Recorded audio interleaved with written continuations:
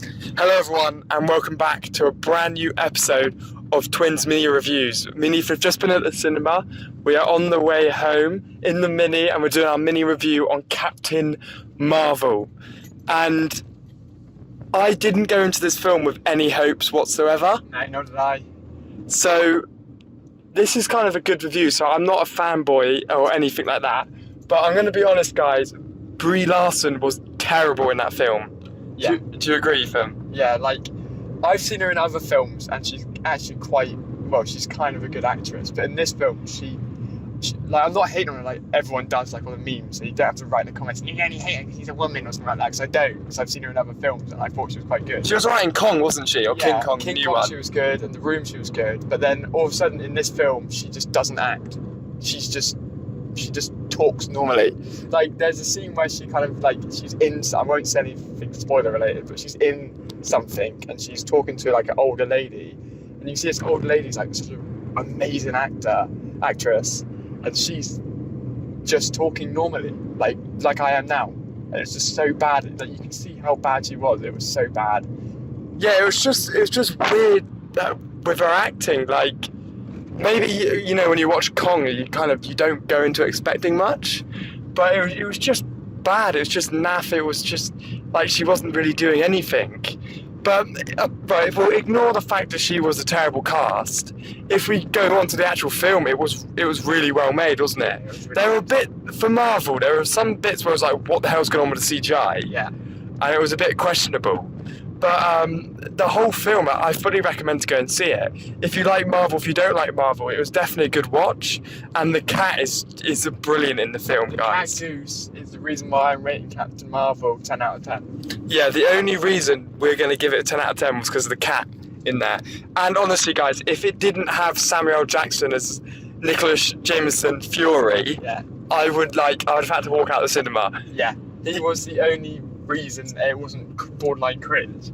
Because there was just one bit at the beginning with Brie Larson when she gets captured and then she does something before attacking. And I actually almost threw up because it was so cringy. It was cringe. Her whole character's just a bit cringe. But she's like one of the most powerful people in the Marvel universe. And she's just so like, just a bit cringy, really. And it's just, it could have been a lot better, but you don't need to watch it. It's kind of one of those things where it's just like, it wouldn't matter if you watched it or not.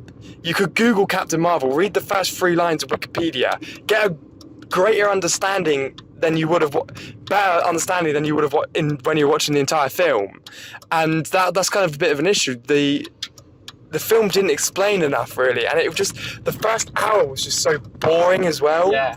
It was just like straight and just long and dragged out, so I don't really care. Like, I want to see Samuel Jackson and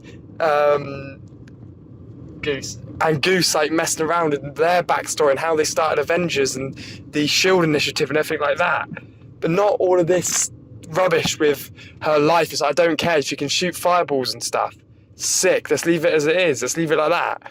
But yeah, obviously you see how she gets her powers, guys. Like I said, I'm not going to do any spoilers for you. It's not really that great.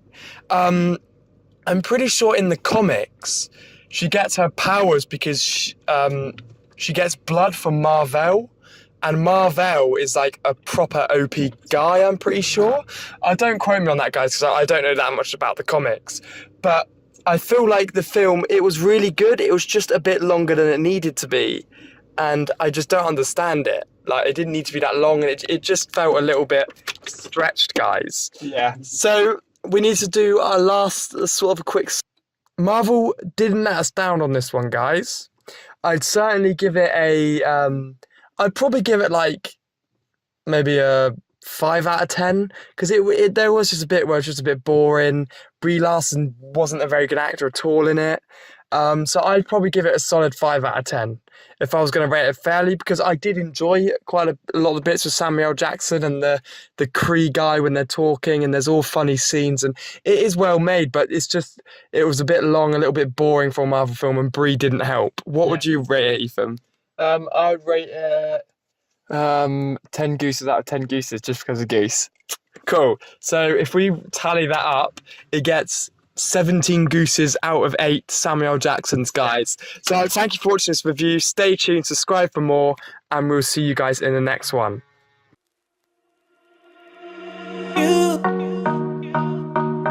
You got to let it go.